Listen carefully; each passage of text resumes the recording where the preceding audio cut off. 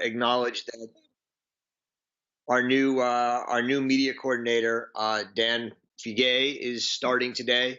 To the extent you have questions or need help, he'll be there. He is. Hi, Dan. He's the one you can approach. He's replacing David Bisson, who's gone on to pursue full-time job, and I wish him well and welcome Dan. So today I want to begin the discussion of part 2 of Arendt's essay on violence. I sent out a video, as is our new practice, discussing that section. I hope you've had a chance to read it. Watch it, and as well read the pages. I, as a result, don't want to say too much at the beginning. This section, on the one hand, is conceptual. It's an attempt to articulate the meaning of different concepts of a related phenomena. In this case, power, strength, force, authority, and violence. The two most important being power and violence. The reason power and violence are important is that for Hannah Arendt, the essence of politics is power. For her, politics, and I'm going to speak generally here, is the attempt to unify a plurality of people who disagree about many things around some common truths and common projects that bring them together and allow them collectively to pursue ends and goals which make them human. What distinguishes humans from gods is, of course, that humans are mortal and gods are immortal.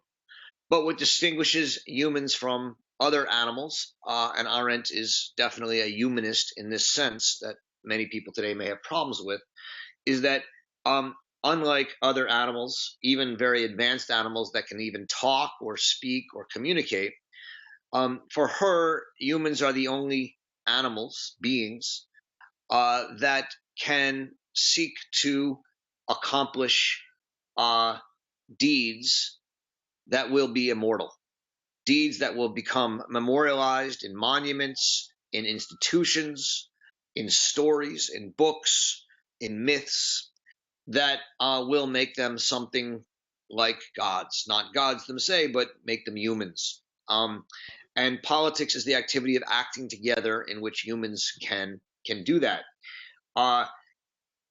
Power, insofar as it's the activity of acting together with others, is for her the essence of this political activity.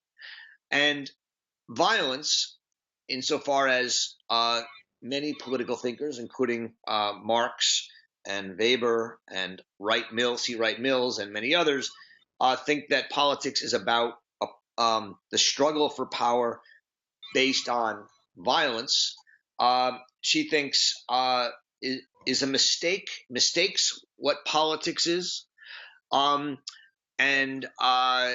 in the end endangers politics, because too much violence will lead to the destruction of power and thus the destruction of politics. And so these are important distinctions that she wants to make, and much of the chapter is given over to the discussion of the difference between violence, power, and those are the primary two. Just to recall the context here, she argues in part 1 that violence is being embraced by the new generation of radicals in the 60s and theorists and students, because people in our age hear the ticking of the bomb, the atom bomb, but also the bomb of the idea that progress is such that it is threatening our human world through science and technology, through processes through robotics, artificial intelligence, environmental destruction, all these things for her become almost uncontrollable processes that we feel like we're losing control over. And violence becomes attractive because it seems to be one way to interrupt the process. And what she says is, we would all be right to embrace violence if it were the only thing that could interrupt this very dangerous process. But she thinks there's another way to interrupt it, which is power and politics. And so if part one of the essay sets up this problem, part two is now distinguishing power and violence. And then in part three, she's going to talk about the dangers of turning to violence as opposed to power, as a way to interrupt these seemingly uninterruptible processes of progress and modernity. So I thought I'd start by saying that when you read these pages on power and violence, one of the questions that I think seems almost inevitable or hard to resist is, to what extent we think our society is dominated by a politics of power or a politics of violence. Do we live in a society in which an elite, however you want to define it, economic elite, political elite, social elite, violently oppresses the rest of society in a kind of sense that the rule of men over men, which is based on legitimate means of violence, right? A Max Weber definition. Or do we live in a society in which largely rule is legitimate because we live in a time in which people come together and govern themselves in such a way that they participate in the government, find freedom in the act of governing themselves, and thus create power as opposed to violence. As Arendt says, there's never a pure form of pure power government, and there's almost never a form of pure violent government. They almost don't exist. They're always mixed. But it's nice to think about the ways in which our government and our world fits these categories. So I thought I'd open that up in case people had comments or questions about that, but I'm also happy to take comments and questions about other things, and ready for the discussion. If you want to speak, just turn your mic on, and please, as soon as you stop speaking, turn your mic off so we don't get feedback.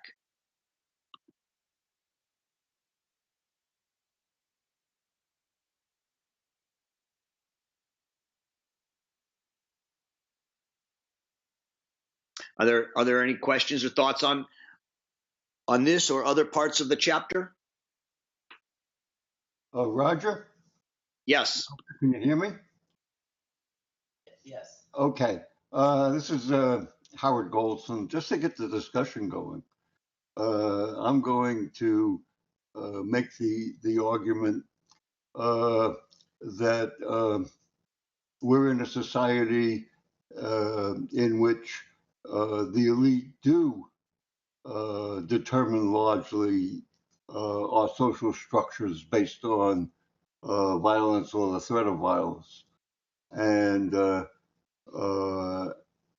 I would venture that perhaps, some type of a public sphere, maybe it has to be done electronically, I don't know, is what's necessary to change that. So hopefully that'll start the discussion.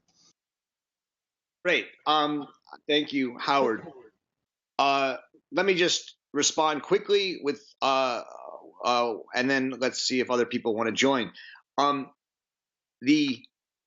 One of the things that Hannah Arendt says in this chapter and about violence, right, is that you could never have a society completely based in violence, another government based in violence, and the reason is that violence is simply a means, and it's made of instruments, and there always need to be people who apply and use the instruments, and so if the society were truly a society of violence, right, in its complete sense and full sense, the people, the elite, would not have other people, whether it's teachers or police officers or whoever's got their mics on. Please mute your mics because it's making feedback. Please mute your mics. That there would not be, they would not enforce the orders. I was thinking about this last night watching the Republican debate in the United States. For those of you from the United States watching this, when a question was asked because a couple of generals and people in the United States foreign policy and military fields have come out and said that if Donald Trump became president, some of the things he's suggesting that we do, like attacking the families of terrorists, would be illegal, and the military would refuse to carry out his orders. The sort of height of a government based on means of violence as opposed to power for Hannah Arendt is a government in which a leader leads and has no authority, no legitimacy, and the army and the police simply refuse to carry out the orders to support that rule. So when people tell me, right, today, well, the United States government is a government of violence and oppression, and it has no legitimacy, my first question always is, well, who's enforcing the rule? It's largely everyday people, and until people are unwilling to do so, that suggests at least that which is not to deny that there's some violence involved, instruments of violence. The violence is still seen as legitimate by enough people that when it's called for, people implement it. And I think we have to take that seriously in our analysis. Anyone want to add on to what Howard said or respond or continue? I'd like to say something. I'm not so sure it's a response to what you just said, but I think in this whole discussion, the thing that kind of threw me for a loop is the idea of scale.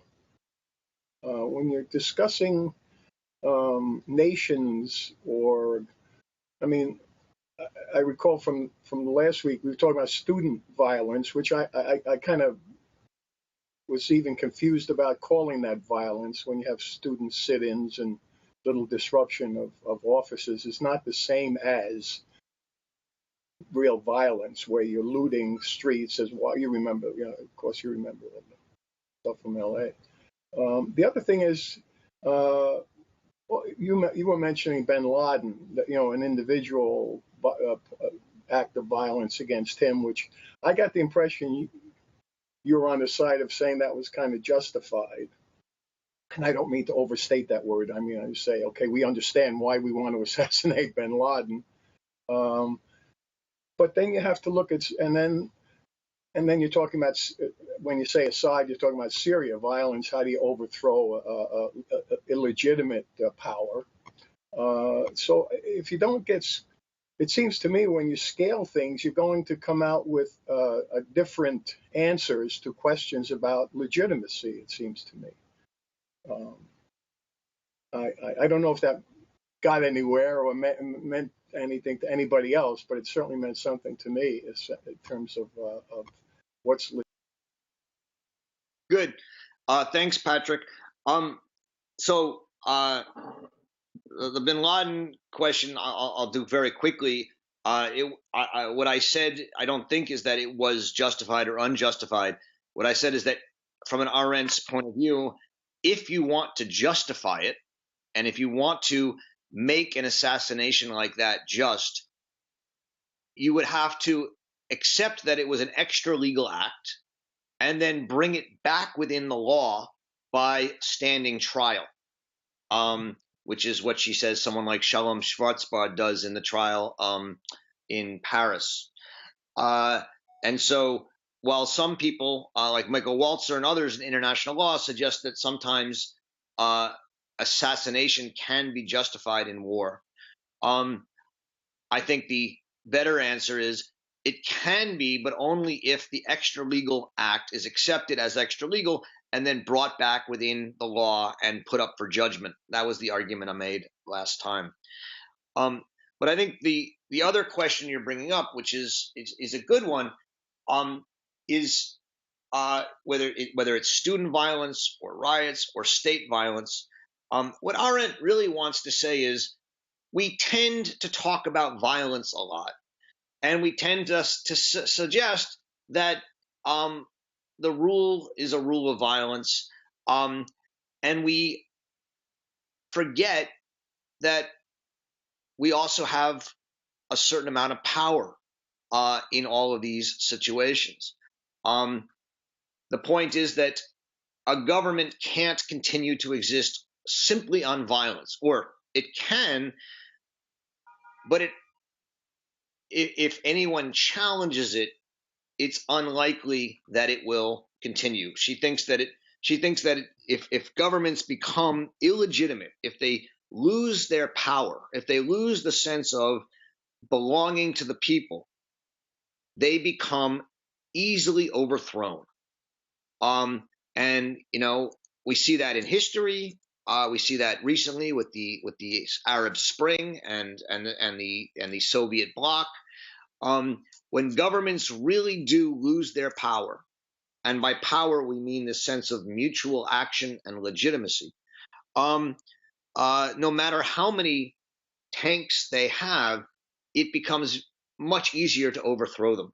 Now, what she does say also is that if the person in control, whether it's Assad or Putin or whomever, actually is willing to be ruthless and use violence completely, it's very hard to overthrow that violent regime, because if Gandhi had faced Assad as opposed to the English, it's very likely that his nonviolent movement would have been crushed. And yet, if you crush a nonviolent movement, you risk becoming ever more legitimate and having the army simply refuse to carry out your commands. And so she thinks there's a limit to how much a government can be based in violence. And thus she wants to remind us that we do actually have more power and opportunity than most of us think. And that's part of what I think she's saying. It's also important to not be lazy and simply say the government is an oppressive institution. We live, we can argue about what kind of democracy we live in, how much, its imperfections, and trust me, I share all of those thoughts. And yet, there's a real question. Do most people feel that our government is illegitimate? And I think it's very easy to say, yes, our government is illegitimate, our government has power, our government is violent. But when it comes down to it, if people really did feel like our government was illegitimate, there wouldn't be the fact that the government has a military and a police force would in the end not be so important, because the military and police force are made up of people. That's her point. It'd be interesting to know whether you agree with her point, and to what extent. I think one of the subtexts of this conversation is: are we living? We know Congress has a very low approval rating. Politicians have a very low approval rating. Police have a very low approval rating. Are we living through a moment in which there is what she calls a revolutionary situation? Are we living through a moment in which the legitimacy and the power, the sense of acting together and mutuality that she thinks is essential to government and politics, are actually falling apart in the United States? And I think that's an open question. I think that the rise of Occupy Wall Street and the rise of the Tea Party, on the one hand, show that there is a sense that the mainstream established governments of both parties, the Democratic Party and the Republican Party, are illegitimate and have lost their connection to the people. But on the other hand, the rise of the Tea Party and Occupy Wall Street, the success of Donald Trump and the success of Bernie Sanders also shows us that we live in a country in which power can actually overcome the kind of isolated government of oppression and violence that elites are based on, or at least that seems to be what's happening on both sides in significant ways, which suggests that the country is still not as illegitimate as people might think.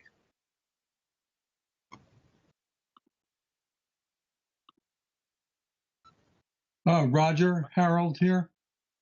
Roger. I put up on chat, I wondered about economic violence. Would she agree that such can exist? And if so, what would be its relation with the long-term support of power? Okay, that's a good question. She makes a distinction, Harold, between between misery and violence, misery and poverty. So let's start there. And what she says is that if you're living in misery, and by misery she means you're so deprived that you don't have food or housing or shelter or the basic necessities of life, and that all of your effort and attention is simply focused on the necessities of living, then you're basically a slave. You're not free. And she compares them to slaves, both in ancient world, but also in the United States. She's writing this as she's talking about the United States colonial period in the book on revolution. And at that point, she says, you're simply not free. You're not living a human life in her sense. And overcoming that misery is a political act. But she distinguishes misery from poverty. And what she says is, you can be poor, but your poverty is not a misery. It's simply not having as much as other people. And you're not in danger of dying. You're not in danger of not having a house. You're not in danger of not having food. And what she says, writing about the colonial period in the United States, is that aside from black slavery, which she calls the great primordial crime in the United States, in which people were truly miserable and dehumanized. One of the important, one of the most important facts about colonial America is that the poor were not miserable, and she means here primarily the white poor. They had land, they had food, they had houses, and the result is that when they could engage in politics as equal citizens in public, along with the more wealthy classes, and they did not feel oppressed politically.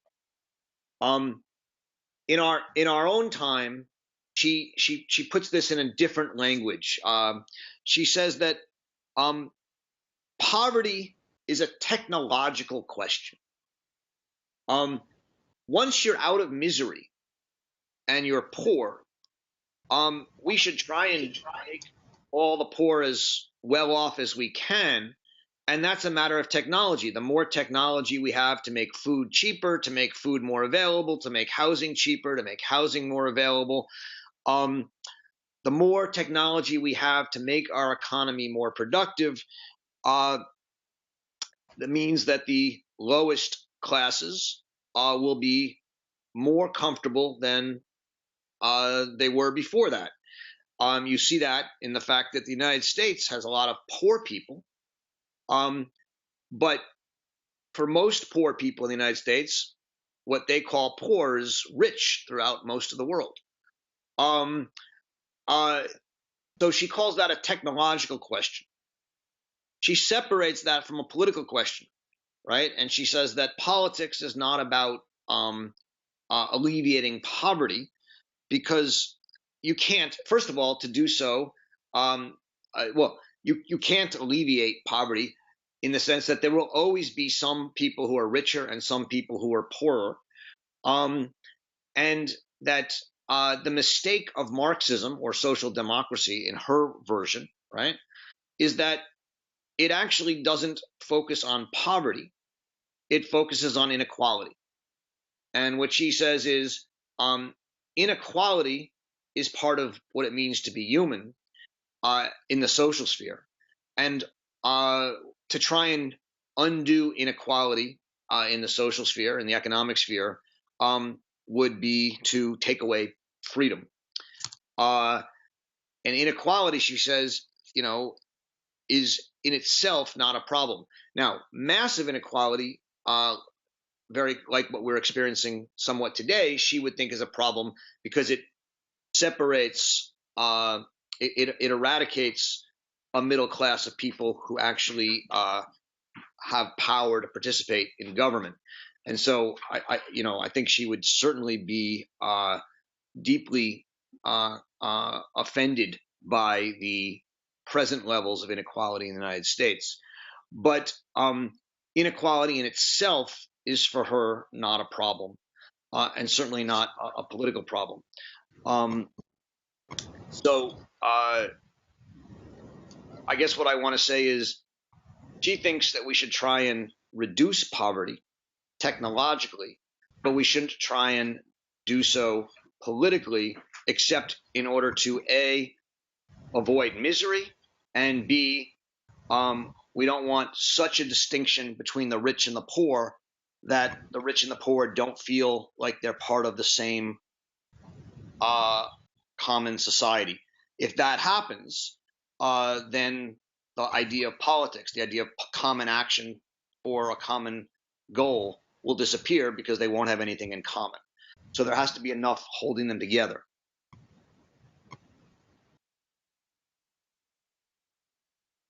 You want to respond, Harold, or anyone else? I was just one of the parts of that I was thinking about in terms of economic violence in the way she's defining violence, not necessarily physical, but is this whole issue of who can vote. So if it requires a certain level of economic success in order to be registered to vote, because you have to go across town, or if in the case of that one county in Alabama, they're only opened on the 5th Wednesday of every month, and there's only 4 5th Wednesdays in the whole year, so it's pretty hard to register to vote. But the economic consequences of, we used to, the country shut down on the day that we voted. We no longer do that. So there's an economic component to voters' rights, which of course I would think relate to what she's talking about, power, which, I certainly agree with the difference is that she states. I just wondered if you'd comment on that. Yeah, no, you're absolutely right. I mean, the effort to suppress votes is not an economic question so much as it is a political question, at least as I understand it. Now, economics can play into it, but the effort to suppress votes of certain groups of people, which is very real and is happening, is a completely illegitimate and violent attempt to use certain technologies to corrupt the political system and the effort of people to act as part of the democratic political system. And so that seems to me like a question of political procedures, and one that should be fought politically. I should say that voting for her is the bare minimum of what political action should entail. it should be much more than that. It should be engaged in local government, engaged in advocacy. Although advocacy itself is again almost a bare minimum. What she really wants is people out there talking, discussing, sharing their opinions, and being involved in the collective act of helping to form our government. And to the extent that we've reduced that to voting once every 4 years, that is one sign of our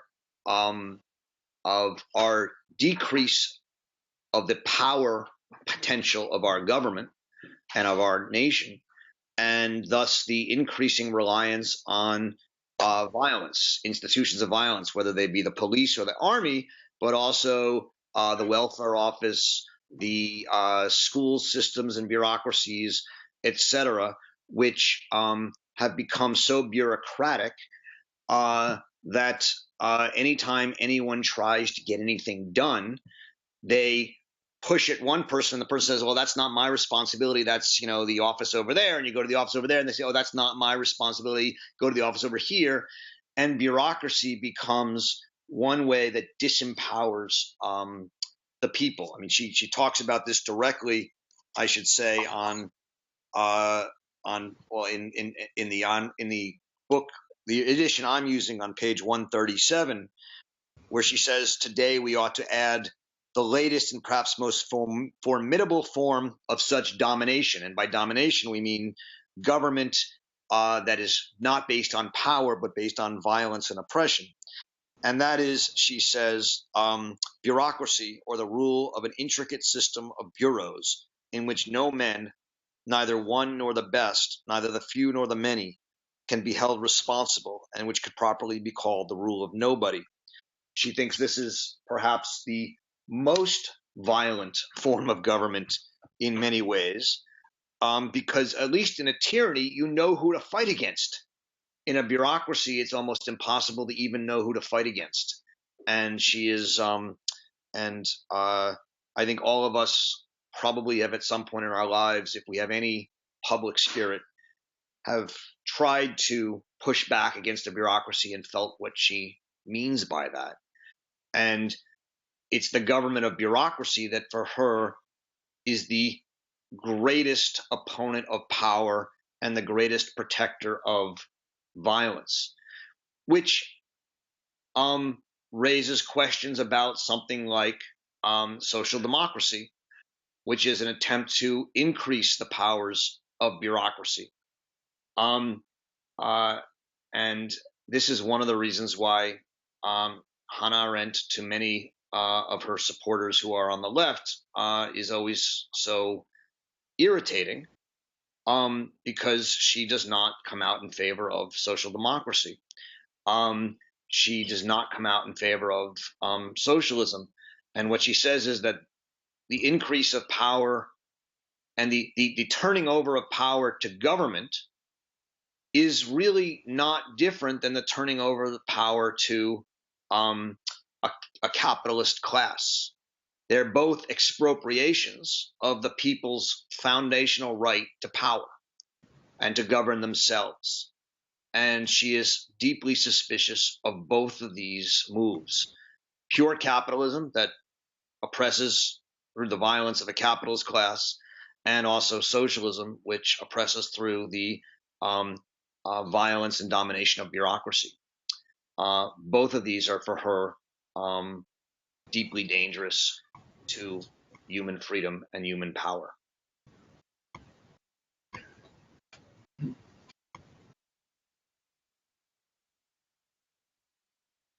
Roger, could I get back to my name is Pat Moriarty. I don't know if anybody's even hearing. My computer is acting up a bit.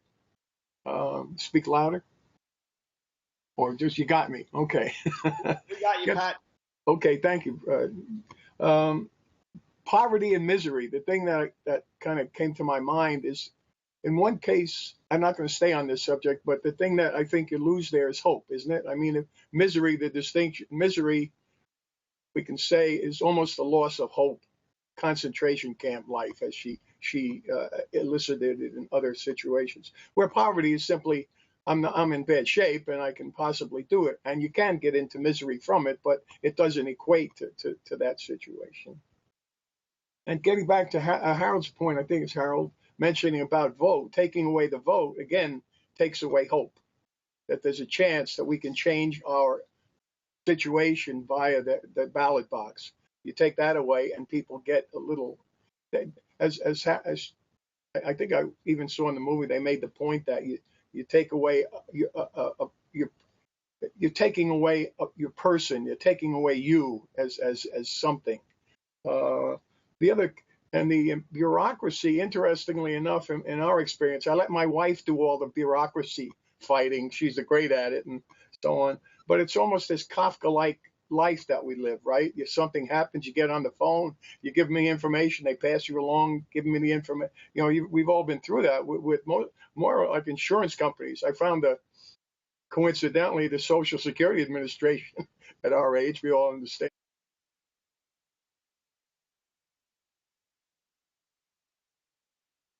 I think I don't know if other people did, but I lost Pat there.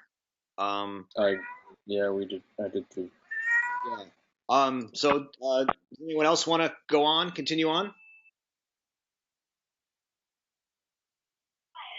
Yeah, I'd like to say something if you can hear me. We can. Hello, this is Jack Hirschfeld. Can you hear me? Yep. Yes, we can. Jack, go ahead.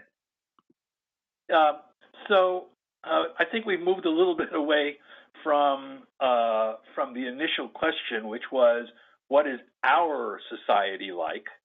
And so I'd like to go back to that for a minute, because our society, theoretically or ideally, if you like, and in a way that I think Arendt would approve, is supposedly based on the idea that the government derives its just powers from the consent of the governed.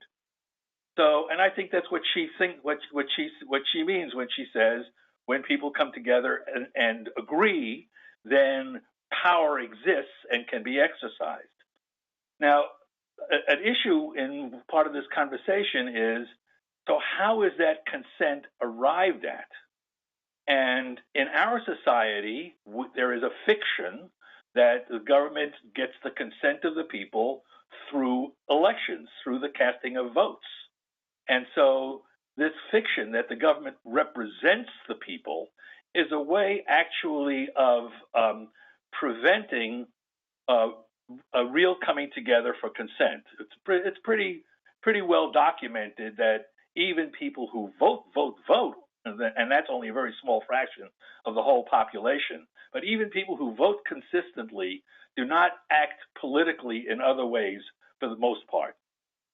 The consent issue is important because the violence that you see in our society, which is a divided society and may even be there may even be a developing revolutionary situation on account of that.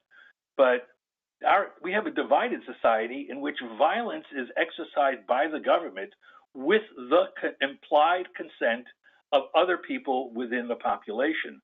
So there are segregated populations that receive more violence, and there is a willingness on the part of a significant part of our population for that violence not only to continue, but to increase. That, I think, accounts a lot for the popularity of some of the ideas that are being expressed in the current campaign, political campaigns, the presidential campaigns. Right. So my idea, what I think the bottom line for me is that the society is divided. There is a part of the society that is suppressed violently, that the threat or through the threat of violence, right? And that there is a part of the society that actually approves of that, either openly approves of it or tacitly approves of it by its non-political behavior. And this for me, this brings me back to Arendt's original conversation, which takes place in the 60s when things were a little different. And she was responding, I think, to a slightly different political situation. But But the same thing was true in those days.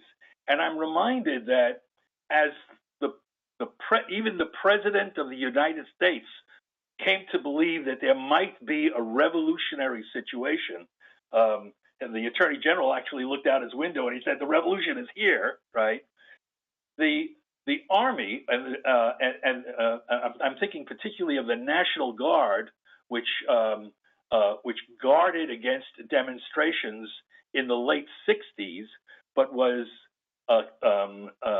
refused to fire upon the demonstrators. As soon as things got really hot at Kent State, they did fire. And it was that act of violence which changed the whole tone of the time. If I may, this is Howard. I think it's the question of consent should be addressed, and specifically with respect to whether silence or apathy is the same as consent. Good. Let me talk about consent a bit, because these are both good questions. There's two parts to the two questions that were just asked. One is consent, and the other is I'm going to take it to be a combination of revolutionary situation and police violence. I don't know if that's a correct interpretation of what Jack was aiming at, but I'm going to try and move that in that direction. So the first is consent. And one of the things that we need to understand is that for consent, for Arendt, consent really isn't about voting. And she worries that the great failure of the American Constitution, by the way, she thinks the American Constitution is probably the greatest constitution ever done, which actually has less to do with what's in the Constitution. It's not really about what's in it. It's about the way it was embraced and the way it was passed and accepted and came to be seen as a manifestation of exactly what Jack was describing, this idea of government by the people and for the people, and of the people. She thinks that the great failure of the Constitution was not to create constitutionally mandated small level administrative units, what Thomas Jefferson calls wards. Divide the counties into wards is something Jefferson wrote later in his life in a letter and became a credo late in his life. And the idea was that legislators, federal legislatures and state legislatures and even county legislatures are to some degree in the habit of discussing politics, debating politics, and engaging not just in voting, but in the act of government. But the vast majority of Americans simply have no institutional avenues to engage in politics except for voting. And the failure to create such an institutional measure is for her the greatest failure of the Constitution, and has led to not the corruption of our political institutions. And this is a very important statement from her. That may happen also, but the corruption of the American people. She says that the kind of corruption that we are endangered by, our democracy is endangered by, is not institutional corruption, but the corruption of people.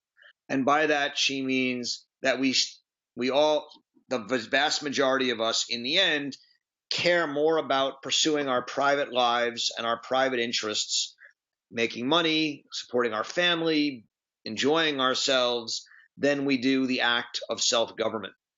And that's what she means by corruption, the corruption of the people. And so she makes a distinction between what we often talk about by consent in political theory today, which is, as Jack said, voting once every 2 or 4 years, and most of us not even that, and consent in a much richer way, which is consent as the engagement, active and political engagement in public speech and action that goes towards the way the government should be ruled. So that's the first part. The second part is that as corrupt as the people have become, not to mention the institutions, one of the things that has to give some people hope, or at least gives me hope, is to see what happens when people realize that.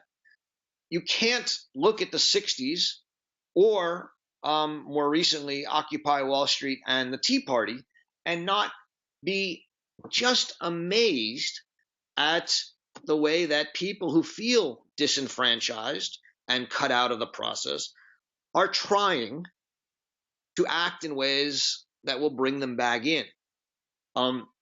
So far, they haven't been successful, and so far, there are small groups. They're not yet winning. And let's be honest, some of us don't like what would happen if they did win, on some sides or other sides. But there's no doubt that there is still a vibrant tradition in the United States that thinks of consent not simply as voting, but as active engagement. And that has to give us some hope. And I think that's not only visible in the Tea Party and the Occupy Wall Street movement, but also in the Black Lives Matter protests. I don't think you can watch what's going on in Black Lives Matter and not see, again, citizens activating themselves, claiming power. Now, there's different ways you can claim power. One is through advocacy and protest, which is happening, but the other is through getting involved and trying to change the laws, which is also happening. And that, I think, is deeply hopeful for the idea of, in some sense, fighting the corruption of the people and keeping the idea of government of the people, by the people, and for the people alive. I'm happy to have pushback on any of that.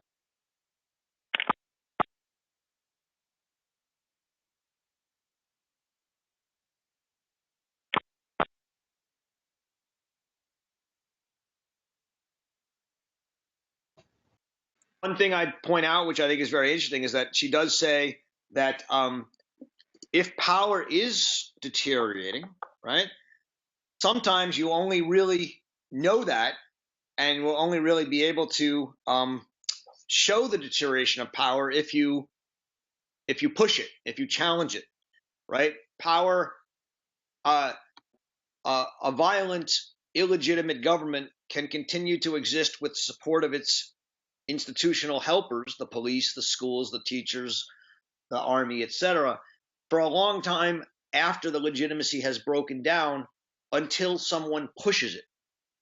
And that's why every once in a while it's important to push it, because the pushing of it forces all of us, me, you, people on the streets, to make a decision. Is it, I mean, look, this is what Trump is forcing people to do right now. I mean, Jim Webb, who was a senator from I think Virginia, and was a defense secretary under Reagan, Democratic senator, very interesting guy, Secretary of the Navy, came out yesterday or today and said, and I'm not saying who one should vote for, but what he said is, I'm not going to vote for Clinton because I think the system is corrupt and I can't vote for someone who'll keep it the same. I don't know if I'll vote for Trump, he said. He said Trump could either make the system much better or much worse, and I don't know which he would do, but maybe it's worth taking the chance. I'm not advocating one way or the other. I'm simply saying I think there's truth in that insight, right? Which is to say that there are some people who don't really like Trump, who are just so in favor of busting up what they see as an illegitimate system that they're willing to take the chance. And I think that's an important insight for us all to be aware of, whether or not you are willing to take that chance on a particular politician or political person or not. We're living at a time where many people feel that way. And the question is, someone like Trump forces us to make a decision. We all complain about the system incessantly. Oh, the politics is corrupt. The politicians are corrupt. Well, here's a guy who's coming and saying, I'm going to tear it apart, right? Well, now we have to actually make a decision. Is it so bad and so legitimate that I'm willing to take the chance of it getting worse to break it apart? Or do I not want to do that? And I actually think it's not as bad as I sometimes say when I'm, with my friends and shooting the you-know-what. So I think it's good to be forced to make these decisions. And we're at a point where a lot of us are being forced to think about these decisions. And to simply say he's racist or he's this, I don't know. And some of that may be true. Some of it may not be true. The good part of his campaign, not him, it's forcing a lot of people to ask, who are constant critics of the system, well, is the system as illegitimate as I sometimes say it is? And I think that's going to be a big part of how people vote, both in the next couple months in the primaries and I fear in the election as well. Sure, that's an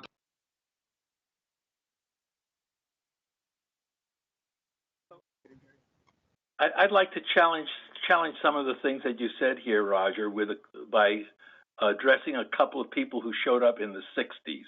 Good. So right now I'm thinking about Herbert Marcuse, and I'm thinking about Marshall McLuhan. Marcuse wrote about something that he called repressive tolerance, which expressed the idea that in our society, the power elite have found a way, and the idea for that is paved by C. Wright Mills, that the power elite have found a way to absorb or to deflect a negative critique by finding a way actually to market the ideas, and that the structure of American society is shaped on allowing a certain amount of even disruptive disgust to be expressed in order for the power elite to find a way to market it, right? That's one idea. The other idea is Marshall McLuhan's idea that our civilization is shaped by the media, the main media of the time, and that we're going through a period of transition in which the change of the primary media is going to create a society that we cannot even yet imagine. That's really an extension of what McLuhan says, but it's really basically there. Okay, Jack, can I respond to those? Because I think those are good points. Sure. We're running out of time, and I want to see if anyone else then wants to respond as well. So those are both very good points, and Marcuse and McLuhan are important people to bring up. I just want to say this: whenever somebody says, and I teach at a school where I love the students and I love my colleagues, but one of the constant things I hear is, oh, it's the media's fault. If the media just reported things as they were, X would happen. And, my response to that is always, look, the media reports it, but if people don't want to hear it, they stop reporting it. The point is the media's job is to make money. For the most part, they make money by telling people what they want to hear. If people want to hear about radical ideas, the media is going to offer them radical ideas. I mean, trust me, the power elite does not want the media giving Donald Trump all the attention that they've been giving him. The media gives the people what they want. The marketing of ideas, yes, of course it happens. I mean, I think that's what you can say has happened for the last 20 years. The Republican Party has pulled off an unbelievable achievement. A bunch of Wall Street people and the Club for Growth have convinced people who have very little money and very little hope that that they're in the same party, and that supporting wars in Iraq and supporting tax cuts for Wall Street and expatriation of income and letting companies locate all over the world, and bringing in workers in immigration so that they can man the factories for low costs. Somehow the Republican Party has convinced people that this was a good thing for them, and they marketed the idea. But it doesn't last forever. I just don't think. I guess in the end, I think marketing has a lot of power, but a limited amount of power. And in the end, if somebody comes up and starts speaking some truth, now the problem with Donald Trump is he speaks a lot of truth and he speaks a lot of untruth. But the truth is what people are hearing right now because they're so fed up. So yes, there is a repressive tolerance. There is a marketing of ideas. The media has power. But, and this comes back to what I said at the very beginning of this hour, to overemphasize the power of these technologies, the violence at the command of those who rule and oppress, I think is a mistake. And what Arendt reminds us is violence can only become really largely implemented at the cost of its legitimacy. The more violence you use, the weaker the power and the legitimacy of the people using it, the more chance there is to resist and overthrow it. And while you're right that the violence is intense and the technologies are intense, so also are then the withdrawal of power and thus the possibilities for revolutionary change. Anyone else like to contribute or add to that?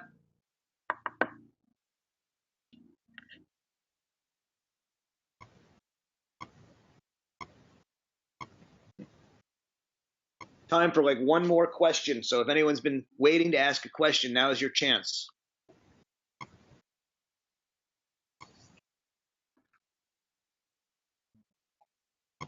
All right, Jack, you want to respond? I'll give you the last word. Can you hear me? Yes.